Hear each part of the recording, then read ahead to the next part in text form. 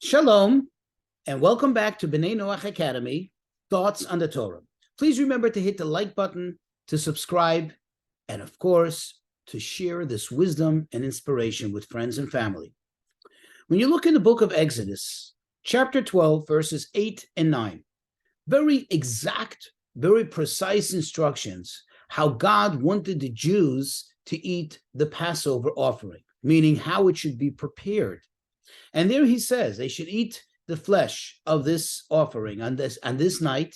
It should be tzili eish, which is Hebrew for roasted on a fire. And then they should eat it with matzot, with unleavened bread.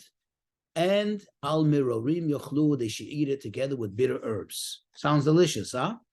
However, in verse 9, he gives even more exact detail in the preparation instructions. And it says, you should not eat from it raw, nor should it be cooked in water.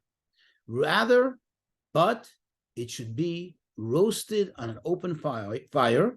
And in what manner? It should be whole, the head together with all the innards and the end of it, all of it should be together. They were not allowed to cut this apart as normally one would do in the preparation of meat. It had to be the entire lamb together would be roasted over an open fire. Question, what does this mean? Why? Of course, we know that anytime God gives us instructions, the reason why we comply with them, the reason why we follow them is not because we understand why, but rather because we understand that we need to do what God wants us to do. And if he tells us this is what he wants us to do, we do it. We do it with total subservience. However, at the same time, and especially nowadays, when we don't have the ability to do this offering, we need to ask ourselves, what does this teach us? What are the lessons in life? What is the deeper meaning here? Especially when they are available. Well, here they are. The sages actually gives us some insight as to why perhaps God wanted us to prepare it exactly in this manner, meaning that it had to be roasted specifically, no other way of preparation.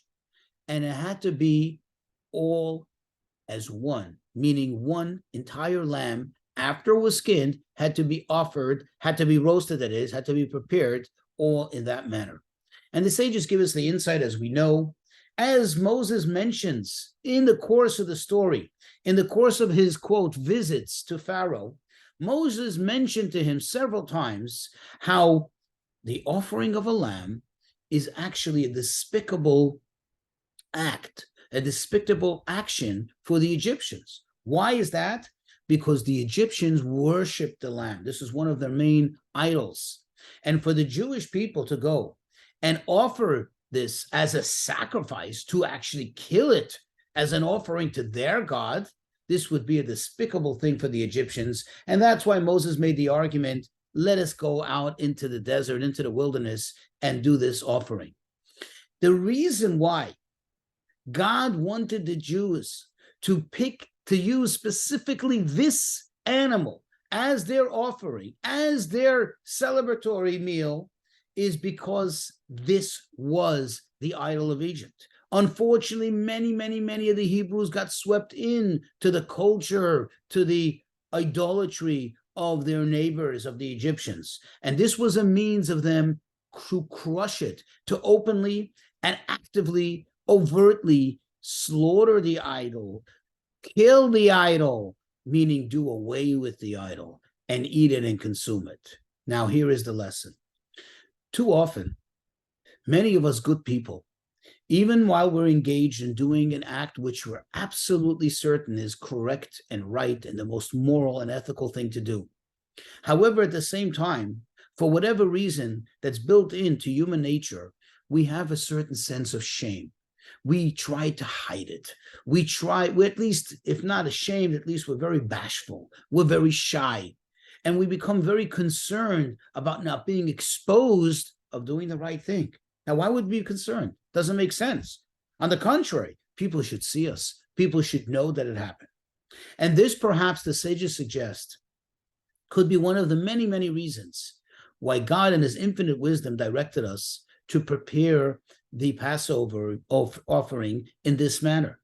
You see, when you roast meat, especially lamb, that gives off such a pleasant aroma, one that cannot be ignored. You see, when it's cooked, when it's perhaps prepared in another manner, that it could be concealed somewhat. But when it's on an open fire, slowly roasting, oh, that gives us such a beautiful, such a delicious aroma, such a delicious smell that everybody knows precisely that you now are grilling meat, especially lamb. Furthermore, when you cut it up into pieces, perhaps it's not as distinguishable. It's not as noticeable to know that it's a lamb. Maybe then it could be mistaken for some other animal, albeit a petite one. But when it's one whole animal, anybody who comes to see, what is it my neighbor is cooking there? What is it that he's preparing that smells so good? And they come and they go, oh, a lamb? But this is the Egyptian idol. Precisely. God wanted that no matter what, the Jews should not be able to hide, should not be able to conceal this act that they're doing. And this is a lesson to us. Of course, we shouldn't become arrogant and boastful. But when doing something that's right, when doing an act of goodness, an act of morality, an act that is consistent with what God wants us to do, don't try to hide it. Don't try to be so bashful. Try to make it viewable. Try to make it public so people can see that you're doing the right thing, and that should give them the courage to follow suit and also join in and do the right thing.